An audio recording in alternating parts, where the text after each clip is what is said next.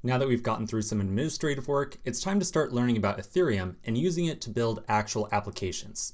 In this section, we're going to start off with a little bit of a history lesson. Normally, for any technology that you learn, the history of how it was created is not always super important. For example, when you learn about HTML, you don't always learn about who first created HTML. However, in the world of Ethereum, development is changing so rapidly at this point in time that I think getting an idea of why Ethereum was created can serve to help you understand about what the project is and where it's headed. So, little history lesson here. We're going to first start off back in October 31st, 2008. This is the first notable event, and it's not actually tied to Ethereum at all. Instead, this is the date of the original Bitcoin white paper. We refer to it as a white paper. It essentially was an academic paper.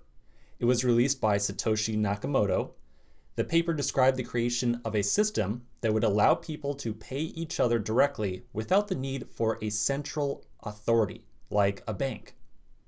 Out of this paper, the Bitcoin network was eventually brought online in January of 2009. Now, this is the original Bitcoin network. One of the key characteristics of the Bitcoin network was the idea of a blockchain. We'll talk about blockchains in great detail throughout this course, but for now, just understand that the Bitcoin blockchain was a tool to store a list of monetary transactions between different people. The Bitcoin network thrived and continues to thrive today. However, the only purpose of Bitcoin was to enable financial transactions. That was it. Send money from person A to person B. Not long after its release, many people realized that they could use some of Bitcoin's original innovations to not only handle the transfer of currency, but other types of exchanges as well.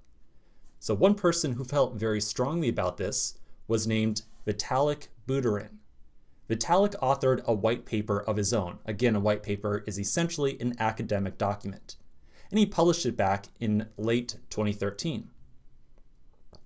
Vitalik was a proponent of the Bitcoin project, but he thought that the Bitcoin project was too simple in nature.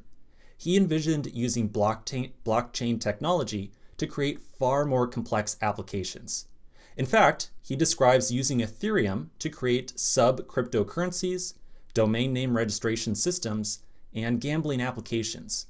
So Vitalik's ideal world, he didn't want to just use Bitcoin to transfer money. He wanted to figure out some way to use these innovations to create much more advanced applications. And that's what we are here in this course to do. We're going to use this technology to build more advanced applications. Now, inside of his white paper, Vitalik goes on to describe the most important part of the Ethereum network, something called a smart contract. A smart contract is a piece of code that lives in the Ethereum blockchain. This contract can be instructed to do certain things by having a person or another contract send a message to it. These contracts are at the absolute core of what Ethereum is, and we're going to be spending the vast majority of this course to learn about the behavior of these contracts. The Ethereum system eventually went online on July 30th of 2015, and it also continues to flourish to this day.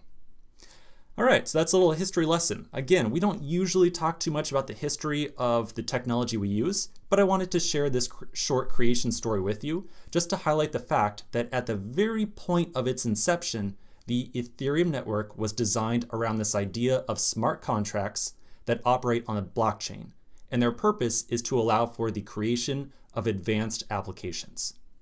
Now that we have a sense of one of the design goals of Ethereum, let's continue in the next section and start getting some experience with the Ethereum network.